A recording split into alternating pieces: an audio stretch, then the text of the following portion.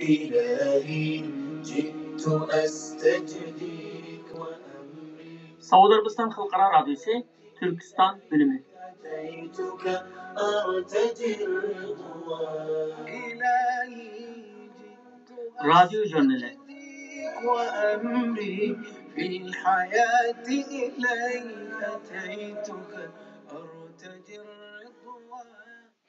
Bismillahirrahmanirrahim. Assalamu alaykum qadrli radio dinləyicilər.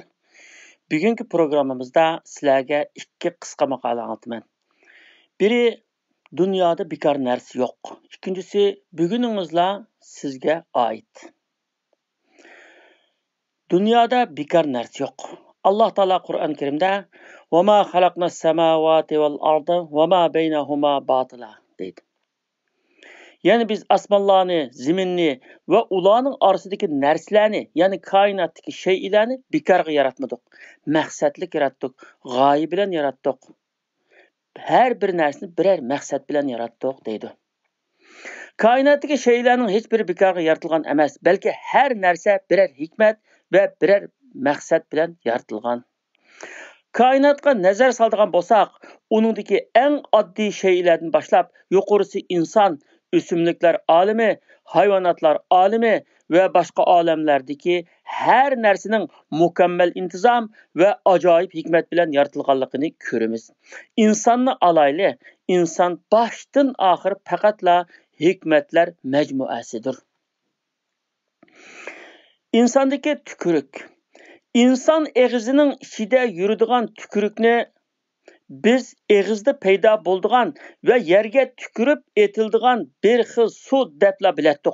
Ama ilimpen aşı sunun, yani tükürüknin ağzımızdaki 3 urundan çıkıp 3 türlük hizmet işleydiğen ve 3 xil hususiyetke ega bolğan su ikenligini sözlemekte. Belki bunu anlaştın burun siz bilen menmu bilmeydik. Ağzımızdaki tükürüknin öteydiğen 3 türlük vazifesinin birincisi tem biriş. Yani yigenlerimizden tem ve tat elişimiz tükürüknin yardımı arkasında emelge aşıdiken. İkincisi tükürük yemekliklerini yutuşumuz için alaydı hizmet kılıdiken.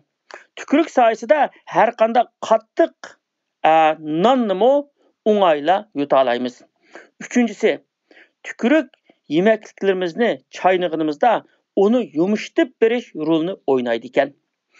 Normalda her bir adamның ağzında günüge 1 litr bilen 1,5 litr arasında tükürük yığılıdı. Bunun başka ağız kündülük onunla taşqırıdan kirdiğen minlarca mikroplarını fakat tükürük sayesinde öldürüp turduğan organdır. Çünkü tükürük terkibide solfosiya nurun deb atıldıgan mikroplarni öldürüş hususiyetiga ega modda bor. Tükürük bo'lmaydigan bo'lsa, biz yegan narsalardan hech qanday tam ololmaydiganligimiz aniq. Yana tükürük tarkibida fosfor moddasi bo'lib, u tishlarning parlaqligini saqlash va uni kuchlantirish hususiyatiga ega modda ekan.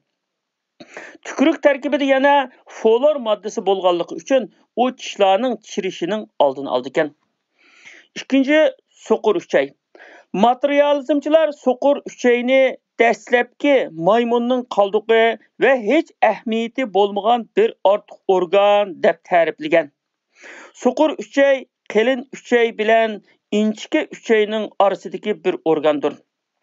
Zamanımızdaki pen texnikinin sayesinde bu organның mu bekarga yaratilmaganligi ve onun mu özüge layık rolü bar ikenligi keşf kılıngan.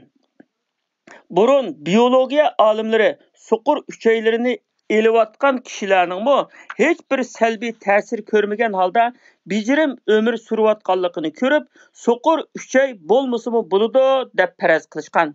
Keyingi yıllarda so'qir uchaylarini elivatganlarning ko'pinchisining qalin uchay rakiga uchirganligi ko'rinishga boshlagan. Chunki so'qir uchay mikroplarga qarshi moddalarni o'zidan chiqarish orqali vujuddagi eng ko'p mikrob qabul qiladigan organ qalin uchayni mikroplar bilan zaharlanishdan qo'g'dash vazifasini o'taydi ekan. Üçüncü ağrıq. Heç bir ağrıq his qılmasaq nima degan yaxshi. 1942-yili Sir Thomas Efendi bilan ağrıq haqida boshqalar guruh holida so'zlab, ağrıqning to'liq ta'rifini so'zlab berolmaymiz. Chunki uning hech qanday ahamiyati yo'qdir degan bo'lsa, 1969-yillarda ichki kasalliklar mutaxassisi doktor Sergent ağrıq to'g'riliq ağrıqni ta'riflash keraksiz bir ishdir, chunki har kim o'zining nima bo'lganligini biladi degan ekan. İnsanlar tarafidan hech qanday ahamiyati va hikmati yo'q deb bilingan ağrıq tuyg'usi bo'lmagan bo'lsa, o'zimizning kasal bo'lganimizni na'din bilar edik. Halbuki ağrıq bekorga his qilinmaydi. Uning his qilinganligi vujudda cho'qim g'ayri-normal birer o'zgarish bo'lganligining signali. Ağrıqni his qilish bo'lmagan bo'lsa, o'zimizni sog'lom deb tushunib, kasallik og'irlashib, davolash unum bermaydigan darajaga yetib qolganda yoki o'lgandan keyin o'zimizning kasal ekanligini bilgan bo'lar edik. Ammo og'riqni his qilish sohasida biz biror oddiy kasallikning alomatlarini hamon his qilimizda davolanishga aldiraymiz. Masalan, tishimiz og'riganda uning chiriganligini bilamiz ve derhal davolanamiz. Agar uningga vaqtliq og'riq pasaytish dorilarini qo'llanish bilan kifoya qilib, tish doktoriga barmay yuraversak, o'zimizga ziyonkashlik qilgan bo'lamiz.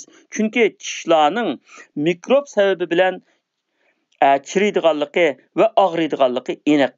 Uni vaqtida davolatmaganda tishlardan o'tadigan qon tomirlari orqali bu joydagi mikroblar asta-asta bütün organga tarqaldi ekan. Neticede bazı organlarda, xususan yurakda kasallik paydo qildi ekan. Agar og'riq bo'lmagan bo'lsa, biz ne tishimizning mikroblanganligini, ne boshqa organlarimizning kasallikka yuz tutganligini bilolmagan bo'lardik. Demak, Alloh taolo hech narsani hikmatsiz bekorga yaratgan emas.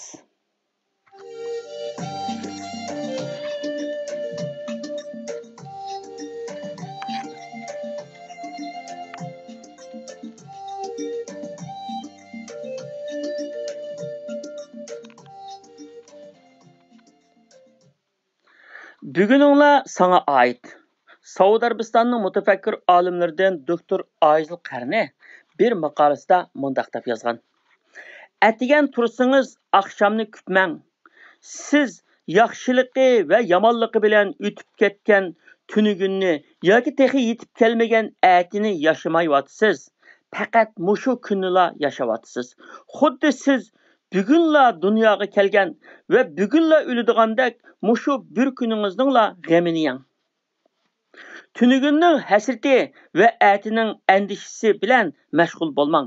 Siz mushu bir kuningizni g'animat bilingki, bu kunda qilishga tegishli barliq yaxshiliklarni qiling. Ta'dil arkonlarga to'liq rioya qilgan holda Alloh uchun namoz o'qish, Qur'on tilovat qilish, Allohning go'zal san'atlari to'g'riliq tafakkur qilish, Allohning taqsimotiga rozi bo'lish, tan saqliqiga ko'ngil bo'lish, qiyofatingizni tuzash, boshqalarga manfaat yetkazish va boshqalarning hammasi faqat bugungi bir kunlik ishlaringizdir. Mushu bir kunning saodatlarini yillarga, minutlarini oylarga va sekundlarini kunlarga bo'ling. Mushu bir kuningizni boshqalarga azor bermasdan, hasad qilmasdan va o'tganga hasrat chekmasdan tinch salomat o'tkaza olsangiz, g'animat degan shu. Fakhuz ma ataytuka va kum minash-shakirin. Men berganni olg'in va shukr qilguvchilardan bo'lg'in deydi Alloh taolo. Qalbingizning ichqatiga buguninglar sana oid deganni yozib oling. Bugun issiq, yumshoq va lazzatlik bir nonni yeyishga nasib bo'lgan bo'lsangiz, tunugunning qattiq neni yoki kelmagan atining kutilgan majhul neni ishingizni survatamdi. Bugun tatliq suv ichgan bo'lsangiz, nima uchun tunugun ichgan sho'rliq suv uchun qayg'urasiz? Agar siz o'z-o'zingizga rostchil bo'ladigan bo'lsangiz, po'latdek mustahkam iroda bilan o'zingizni men faqat bugun uchunla yashayman degan nazariyaga keltira olasiz. Shunda qilgandala mushu bir kuningizning har bir daqiqasi siz uchun oltindan qimmatli bo'la oladi. Shu vaqtda siz bilim saviyangizni o'stirish, aqlingizni yetildirish, axloqingizni isloh qilish va boshqalarni, ya'ni muhim ishlarni bajara olasiz. Hayotni eng go'zal suratida ko'rishni orzu qilganlar uchun buguninglar sana oid degan bu so'z saodatlar qomusidagi o'chmas yulduzdir.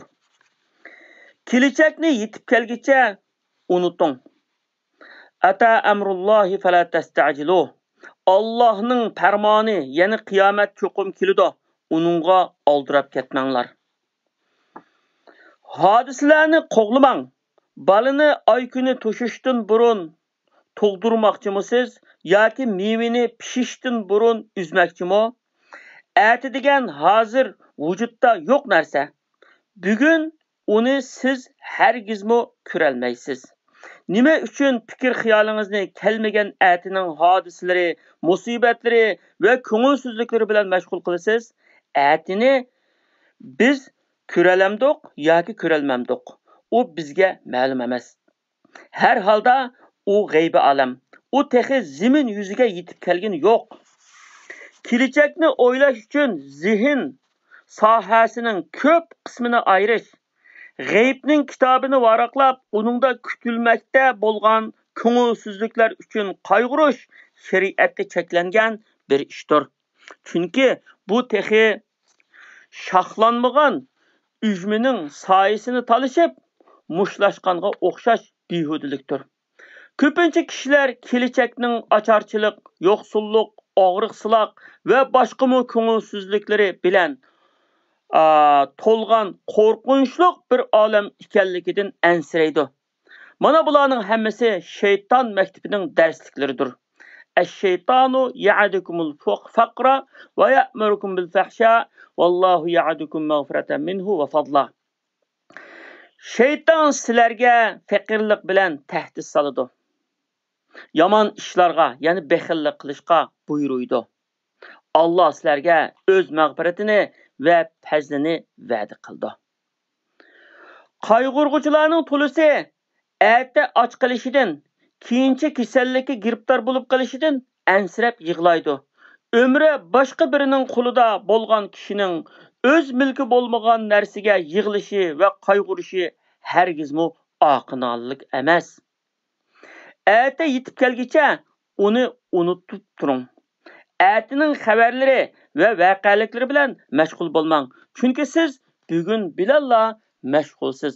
Mushu kuningizlar sizning kuningizdir.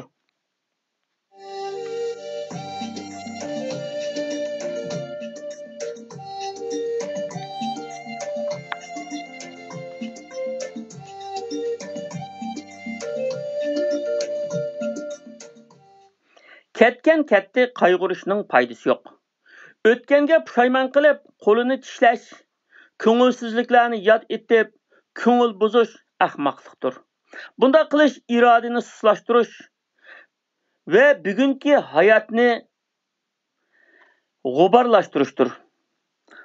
Aqillarning falsafasida o'tmishning daftari yepiladi, ochilmaydi. U unutulish zindoniga tiqib etiladi. Uningdan qat'iy chiqarilmaydi. Chunki u ketdi, qayta kelmaydi. Uni hasrat nadomat yoki pushaymon qaytirib kelolmaydi. Ham qayg'umi uni o'ngshay olmaydi. Siz daryo suyini beshiga, quyoshni tuqqan yeriga va buvoqni onasining qursuqiga qaytira olamsiz? O'tmish to'g'riliq qayg'urishingiz o'zingizni behuda azoblaganlik. Xolos. O'tmishning hasratlari bilan mashg'ul bo'lish hozirning vaqtini o'ltirganlikdir. Alloh taolo Qur'on Karimda o'tmishdagi ummatlarning kechirmishlarini bayon qilib bo'lgandan keyin tilka ummatning qad xalat. Ular o'tgan bir ummat deyish bilanla kifoya qilgan. Chunki ketgan ketdi, ish tugidi. Tarixning chekini orqaga qaytirish ve o'tmishning analizlarini elishning hech bir hojati yo'q. O'tmish bilan mashg'ul bo'lg'uchilar tartilib bo'lgan unni tartiman deb avor bo'lg'uchilardir. Qadimkilar o'tmish uchun ko'z yoshi qilg'uchilarga o'liklarni qabrlaridan chiqarmoqchimisiz deydi ekan. Bizning eng ojiz nuqtamiz bugunimizni g'animat bilolmaymiz. Ha deb o'tmishning xotiralari bilan mashg'ul bo'lamiz. Biz bugunni yashayotimiz. O'tmish kelmasga ketdi. Uni har qancha qilib qaytarib kelgil bo'lmaydi. Shamol oldiga yuridi. Suv oldiga oqidi. Karvon oldiga mangdi. Siz nima uchun hayotlikning qonuniyatiga xilof ish qilasiz?